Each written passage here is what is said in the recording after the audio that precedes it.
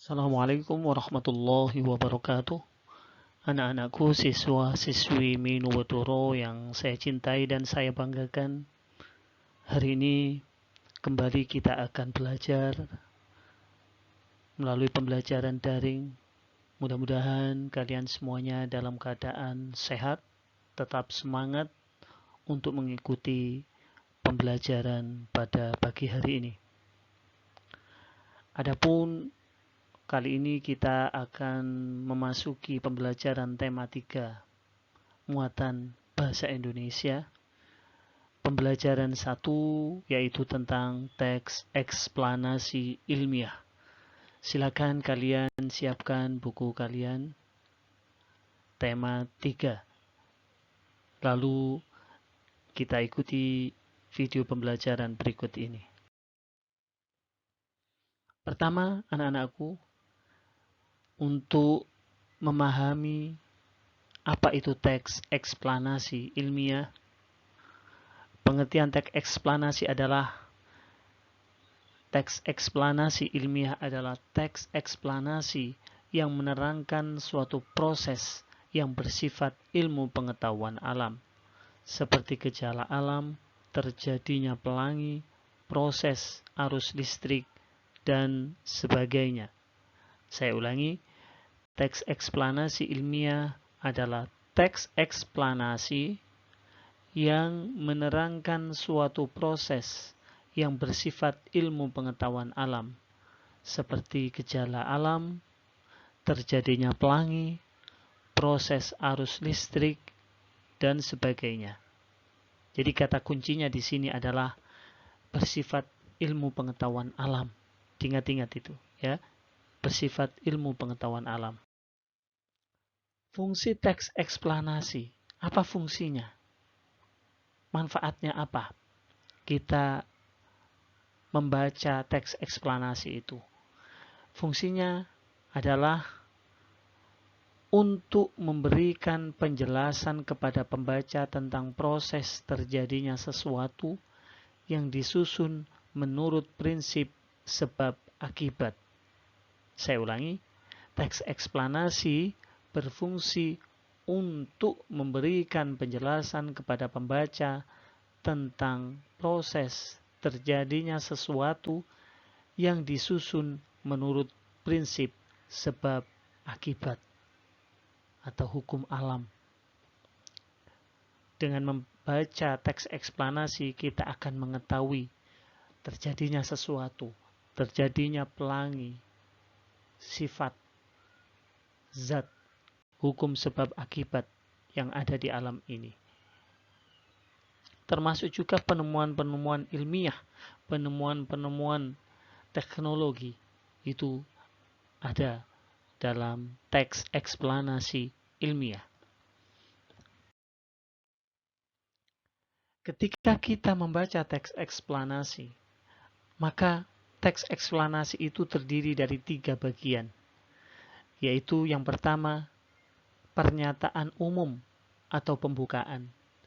Biasanya di paragraf pertama merupakan pernyataan umum atau pembukaan. Ingat, di paragraf pertama.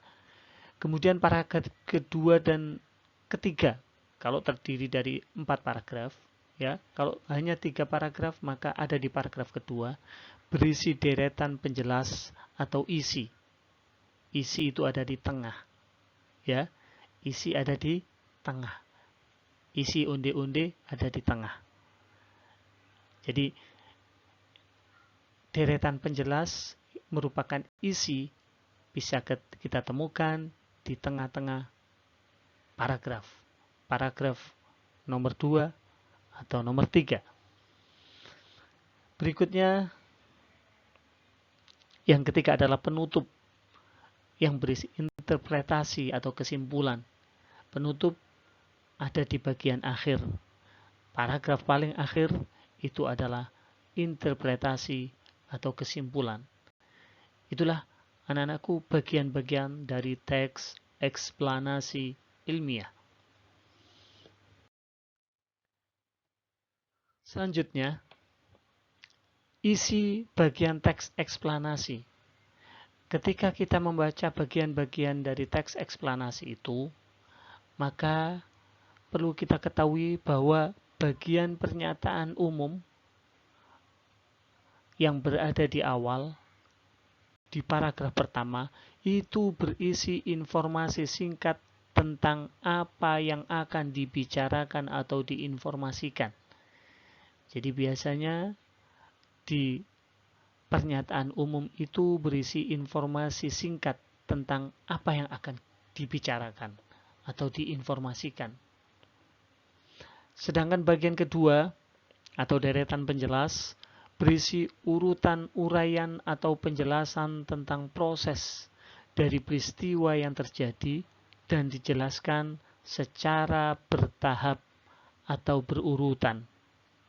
Deretan penjelas ini mulai menguraikan penjelasan penjelasan dari proses atau tentang proses dari peristiwa yang terjadi dan dijelaskan secara bertahap, secara berurutan. Kalau paragrafnya terdiri dari 4 paragraf, maka deretan penjelas ini dapat kita ketahui di paragraf kedua dan ketiga. Sedangkan paragraf keempatnya adalah penutup.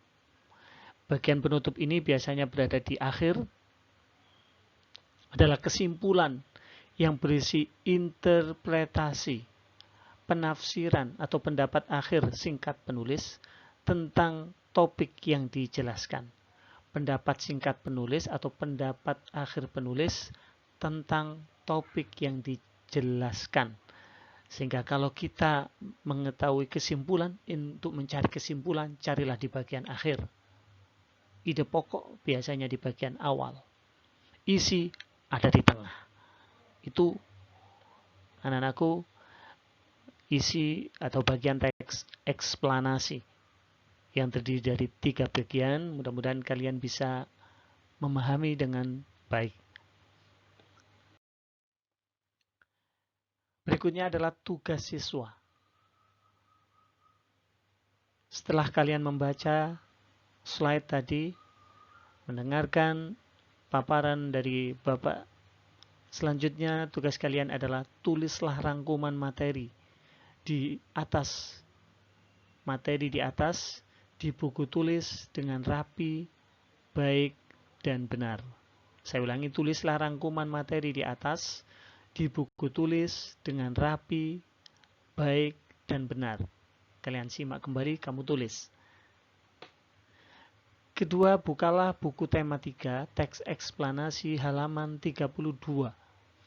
Setelah itu, bacalah teks eksplanasi yang berjudul Thomas Alva Edison, sang penemu bola lampu pijar. Ada di halaman 32, buku tema 3, silakan kalian buka, kalian baca dari awal hingga akhir.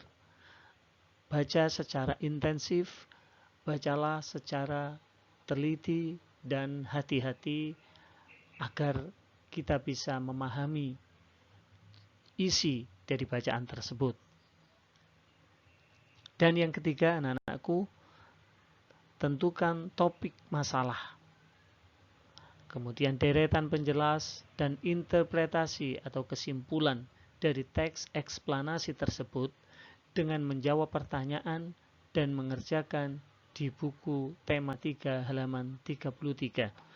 Di halaman 33 itu sudah ada pertanyaan, kalian tinggal menjawab dengan benar sehingga mengetahui apa itu topik masalah, pernyataan umumnya apa, kemudian deretan penjelasnya apa, dan terakhir interpretasi atau kesimpulannya apa. Jangan lupa dikerjakan dengan baik, tulislah dengan bahasa Indonesia yang baik dan benar, terutama penulisan huruf kapital. Nah, ini hati-hati, jangan sampai salah. Kalau benar besar, ditulis dengan huruf besar, dan kapan waktunya huruf kecil, ini jangan sampai terbolak-balik. Itu anak-anakku pembelajaran kita kali ini, Dan jangan lupa setelah selesai mengerjakan, difoto dan kemudian dikirimkan filenya melalui link yang akan saya bagikan nanti. Saya kira itu, mudah-mudahan pembelajaran kita pada pagi hari ini bermanfaat dan bisa meningkatkan literasi, kemampuan membaca kita. Ingat, membaca adalah kunci untuk memasuki ilmu pengetahuan. Tanpa membaca, kita tidak akan bisa meraih ilmu pengetahuan. Demikian, Assalamualaikum warahmatullahi wabarakatuh.